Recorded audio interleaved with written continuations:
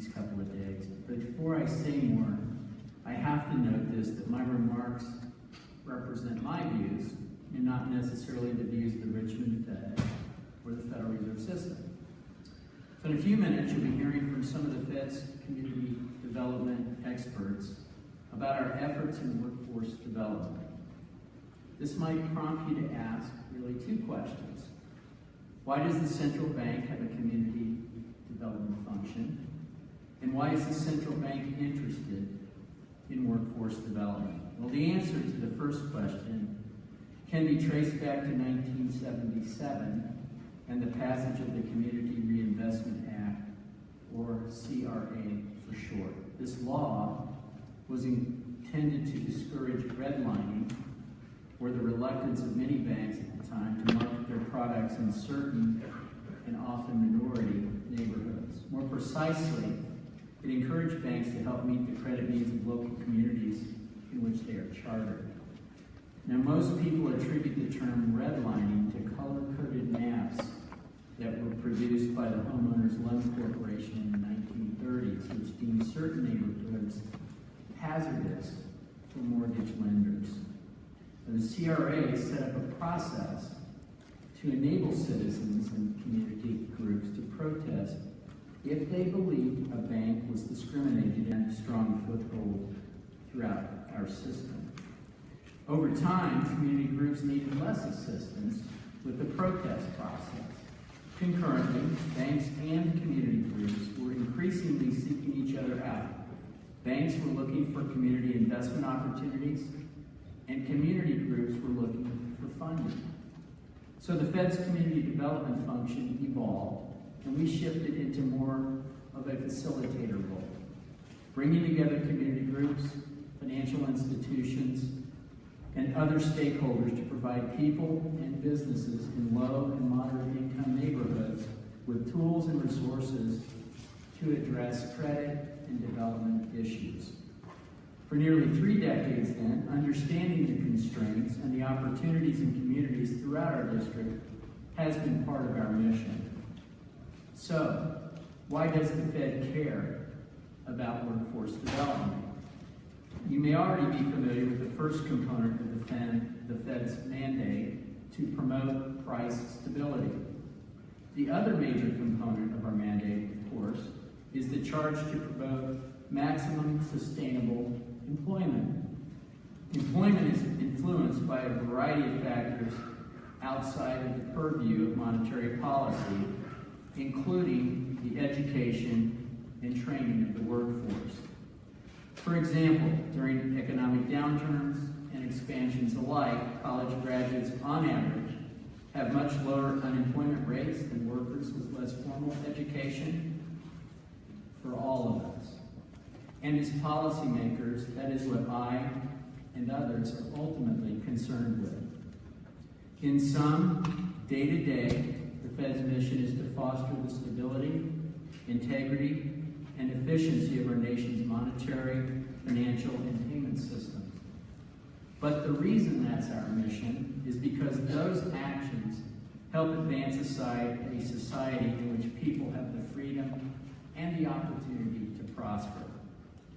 I'd like to thank you for your attention today. I think you'll enjoy hearing from our Fed team from across the country as they share their views on the critical topic of workforce development. Now, if you'll indulge me just a little bit here, workforce development is very important to my family for the last 10, 15 years. I sent 2 of my sons off to the University of Kansas, where Bernadette Gray Little was the chancellor. She's here with us today. I'm going to embarrass her and ask her to stand. I'm holding her at least partially responsible, but that they're productively employed in the workforce. And they're not living with me right now. So Bernadette, thank you for coming.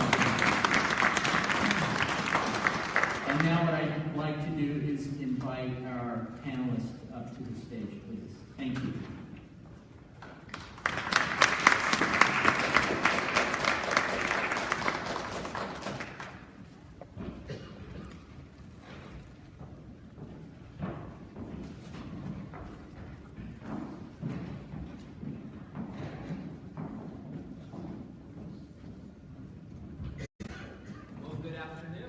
Good afternoon, and thanks to Mark for those opening remarks and for introducing a little bit about what the Federal Reserve, what the mission is and what the Federal Reserve is trying to do around the country. I'm Daniel Davis. I'm the Community Affairs Officer at the Federal Reserve Bank of St. Louis, and we're just completely delighted that you've joined us for this session today. We've got a great panel of folks here from the Federal Reserve, and I want to introduce them briefly, and then I'm going to make just a couple of opening remarks, and then I'll turn it over to our panel. So lucky today to have us, we'll start all the way on the left, or your right, all the way on your right, Jeanne Milliken Bonds, the Senior Manager with Regional Community Development. And certainly not least is Jason Keller, who is the Economic Development Director at the Federal Reserve Bank of Chicago. So thanks, Jason, for joining us today as well. The Federal Reserve, as Mark noted, is looking a great deal at the nation's economy, and we know in the community development world that just because the nation's economy may be booming, and there are some who say it's booming right now, doesn't mean that it's booming in every neighborhood or every community, and not at every household that exists within our communities. So the focus of our community development group is really to look at promoting the economic resilience and mobility of low and moderate income communities, and focus also on underserved households and communities. That work looks very compelling and very unique across the Federal Reserve System. There's a lot of regional interest in trying to think about what's impacting low to moderate income and underserved households and communities in every region of our country. Sometimes that's different, but sometimes there are opportunities for us to come together and collaborate together, and one of those areas is in workforce development. We'll hear more about that here in a little bit. I do want to say, I'm not sure if I click the next button, but we got to switch it. All right. Let's see if we can do this.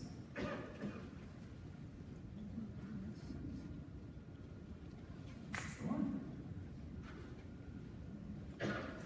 I do want to say that just like you heard Mark say, there's a disclaimer that we like to say as part of the Federal Reserve. So just know that the views expressed as part of this panel are the views of the panelists themselves and do not necessarily reflect concurrence by any of the Feds who are represented here or the Federal Reserve System as a whole.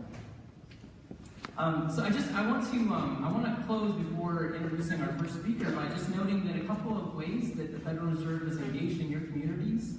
We're very involved in conducting research and identifying emerging issues, trying to hear what's happening on the ground and bringing that right up to a national economic level. We're involved in developing resources and sharing ideas, and you'll hear more about some of those resources and ideas from the panelists today.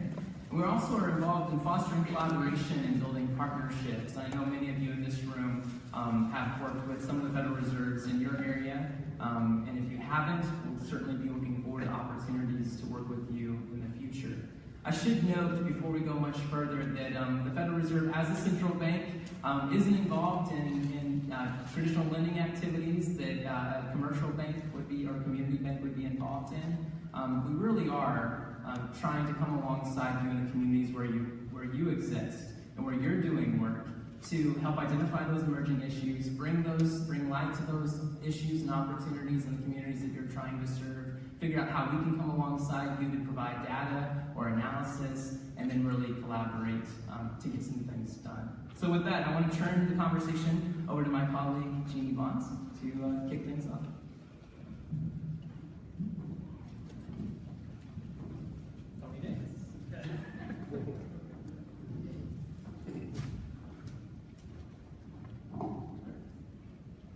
Good afternoon, everyone. So I'm based in New York, but I'm from Georgia, so I know in the South you can give me a little bit more than that. Good afternoon, everyone. There we go. So the purpose and agenda. So we're going to talk about the Federal Reserve System's community development function. We're going to talk about workforce development and our specific initiative investing in America's workforce. We're going to connect workforce development to Black communities and CRA in the U.S. banking system. And we will create opportunities for collaboration and coordination between Black communities, workforce development practitioners, and banks, as you heard earlier. So here we have a map of course, of the United States, and all 12 of our reserve banks are listed. And you will note that, some of you are sitting out there and thinking, well, my city isn't here, but as you can tell, we have coverage all over the U.S., and many of these districts have bank branches as well. I actually started 12 years ago at the former Buffalo branch of the New York Fed before transferring to the head office, so your branches could be great resources to you as well.